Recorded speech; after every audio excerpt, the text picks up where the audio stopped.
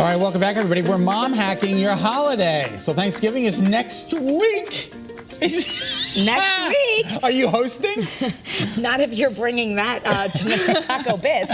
All right, so maybe you're panicking how to make your table look pretty. I know when I host, I'm always so worried about the food, and then the table, you're like, oh my gosh, what about the table? Yeah. But Kallie Branciforte from But First Coffee is here because you have some beautiful ideas that are also very frugal. Yes. Especially if you're already shelling out for all the food and the drinks and the desserts and whatever entertainment, and now you have to decorate your table too. Exactly, yeah. You don't want to spend a ton of money on it, and honestly, your dishes become a lot of the centerpiece, so I feel like sometimes if you go over the top with your table, then you're like, where do I put all of the food? Exactly. So it's just about keeping it simple. So starting in the center of the table, my suggestion is to always go for smaller bouquets instead of like splurging on one big one. Well, I think that's a good idea too, because I like to see the person that I'm sitting across from. Exactly. And I can't, I mean, sometimes the centerpiece is so big, I gotta move it, and you gotta take it off the table. Right, right. So you can get one big bouquet, but then break it down into little ones. I honestly, these are actually drinking glasses. Like I drank my juice out of this morning. Just break it down into little small glasses. It makes it feel like you have a lot more from a single bouquet. And you have a theme here where basically it's all white and then just clear glasses, which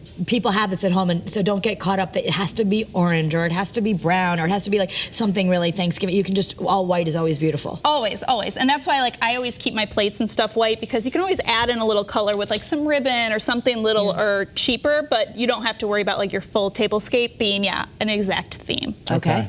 Okay, so next, I always like throwing candles down on the table. Super affordable, get them from the Dollar Tree. It immediately makes it feel more elegant. I feel like anytime you have candle burning, it feels kind of fancy, right? But they're super, super cheap. Yeah. Yeah, and I've seen some. I was at a couple of stores this weekend where the candles were like $34.99. I'm like, I am not paying $34.99. Well, especially for a these candle. These are like votives. 25 cents each. These little votives are great because I've seen, little ideas. You can put them even a little bit of water with cranberries and they float. And you've already got cranberries because you're making it. So take a handful out and throw them in the water. Little ideas like that. Yes, yeah, exactly. Okay. Okay, so moving on to your actual place setting, something I love to do for when I'm hosting is do place cards, because it just feels so fancy. Like when else do you have place cards besides like when you're at a special event or you're at a wedding or whatever? So here I have ones that are just little chalkboards. You can get these at your craft stores for 50 cents each, and I love them because they're reusable. So you can use them again. Did you glue it onto the paper clip? No, it comes like that. Oh, it comes like that. So you can even clip it if you're doing a napkin. You can clip it right to the napkin. They're 50 cents, and you can use them year after year. You can use them again. You know what's kind of fun is I made some place cards also years ago, and I had my kids write everyone's names. Yeah. Because it's kind of cute that the kids write a little bit differently. Exactly. But we're still using them, and people's names are kind of written like a child. But you can, once you do it once, you can add a few people each year, but it's pretty much the same people. Look at this. How beautiful is this? Yeah. Did you do this freehand? So these ones I just printed off on my computer paper at home. So this was free. I laminated them because I'm extra and I have laminating paper at home, but you don't need to do this. But something I love to do is put a table topic on the back, because if you don't know what table topics are, they're just little questions, like conversation starters. And it's so fun to do at dinner, even if you have a group of people who have never been together or people who are together every single year, because it's a fun way to keep the conversation going. What's your topic? If you had to teach something, what would you teach? Oh. I teach the scale of the A, B, C, Ds of the scale of an instrument, musical instrument. I don't know why that's just popped into my head.